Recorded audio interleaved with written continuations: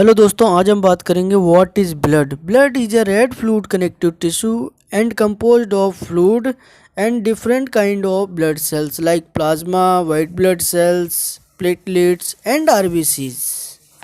हम बात करते हैं कि एक नॉर्मल इंसान में कितना ब्लड होना चाहिए। तो जितना भी इंसान का बॉडी वेट है उसका 7 से 8% ब्लड होता है नॉर्मल बॉडी में। ये इसकी होती है नॉर्मल रेंज।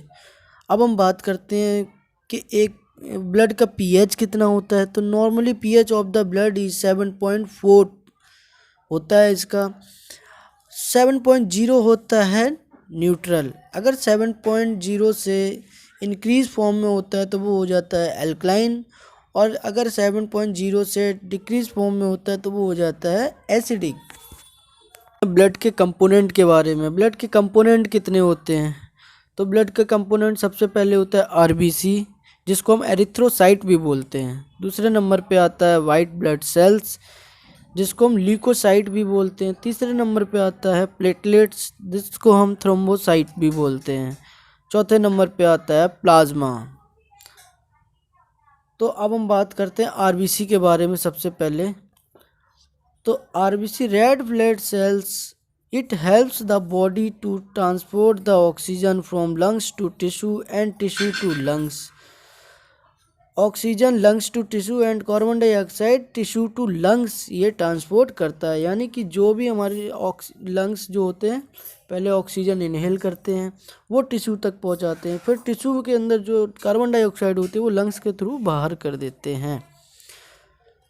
इसके बाद हम बात करते हैं and on the top of the RBC where present the haemoglobin. यानी कि आरबीसी के जो सरफेस होता है उसके ऊपर होता है हीमोग्लोबिन।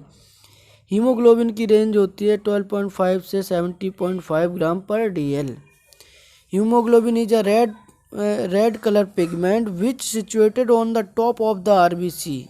यानी कि जो हमने अभी बोला, haemoglobin gives red colour to the RBC. यानी कि जो हमारे ब्लड का कलर लाल होता है ना, वो हीमोग्लोबिन के कारण ही होता है। और हीमोग्लोबिन हमारा बना होता है दो पार्ट में, हीम प्लस ग्लोबुलिन। हीम का मतलब होता है आयरन और ग्लोबुलिन का मतलब होता है protein. So haemoglobin is consist of iron and protein and in the deep study it is made up 2 alpha and 2 beta chain. यानी कि हीमोग्लोबिन भी 2 अल्फा और 2 बीटा चेन से मिलके बना होता है। If haemoglobin more then in normal limits called polycythaemia. यानी कि हीमोग्लोबिन अगर नॉर्मल लिमिट से ज़्यादा है तो उस कंडीशन को हम क्या बोलेंगे, पॉलीसाइथीमिया। अगर हीमोग्लोबिन नॉर्मल लिमिट से कम है तो उस कंडीशन को हम बोलेंगे अनीमिया।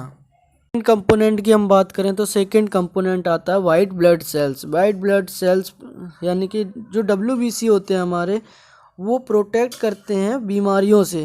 जैसे हमारे कोई अंदर इन्फेक्शन हो जाए तो डब्ल्यूबीसी उसमें हेल्प करते हैं हमारे।